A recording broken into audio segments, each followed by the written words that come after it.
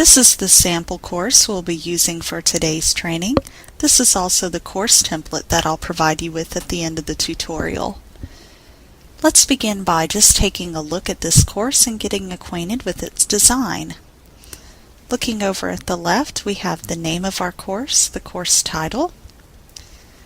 Then I've created subheaders, course information, course content, and help. These help the student to know what types of content are displayed under each link. Under Begin here, we have a welcome to the student, instructions for navigating the course, your syllabus, schedule, and instructor and dean contact information. If you make sure that edit mode is turned on, you can see that these are templates, and I provided you with instructions here for using those templates. To modify any of the content you see here, just click on the chevron to the right and click Edit.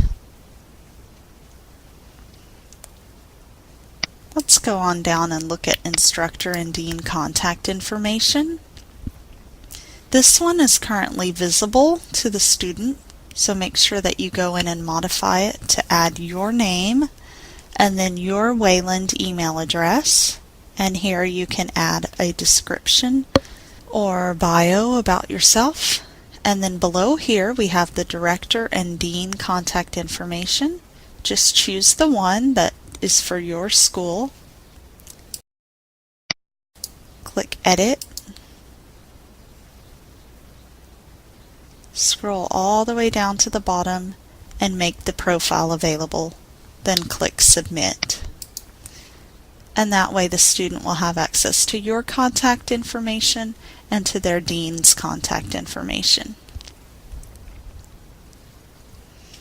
Looking over here on the left of the menu, you can see there's several options available that are not visible to students.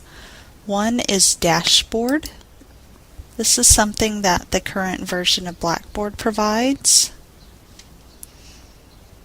It gives a quick snapshot of announcements, the student grades, to-do list, when things are due, and several other modules that we haven't provided training for because it's a more advanced function, and we'll be addressing that in one of our later phases of the Effective Design Initiative.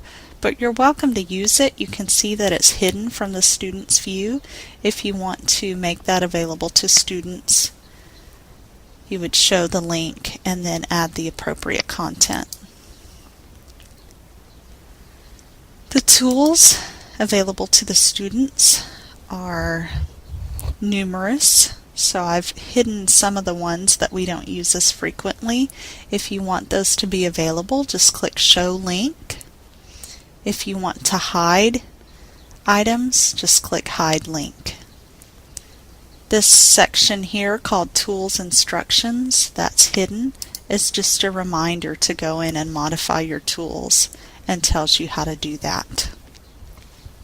If we click and turn edit mode off, you can see that those are no longer visible to the student. Under course content, we have a section called Lessons.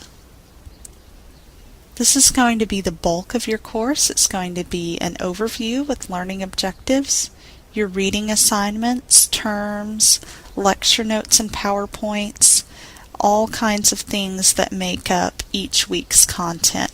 And you want to create those in weekly sections, or if you have some other format that works a little better for your course. And if we were to open this folder and take a look, you would see that all of the content for week 1 would be inside that folder.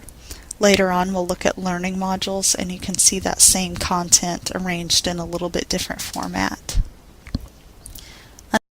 Under resources, here are things like templates, rubrics, sample assignments, and web links, things that students might not necessarily need to access in a particular week but still need access to, and those can be placed here under course content. Then we have a link to the VC Help Desk. It gives the students access to our help desk. And then library resources. This link to the library is specific to distance learning students. It tells them how to get help from the library and the resources that are available to them.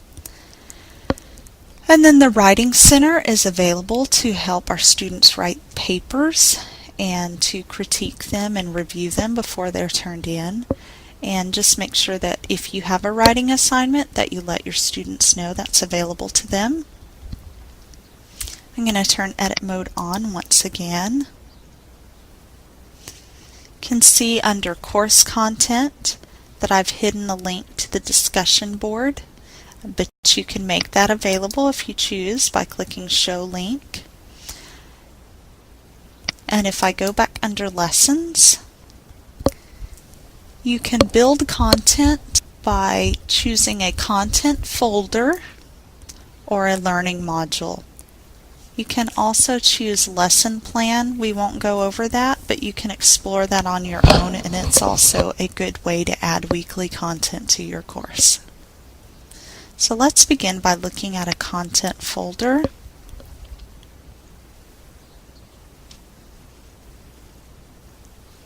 You'll just name the item. If you want to put in dates or due date of when these assignments are due, and I'm just making up a random date here.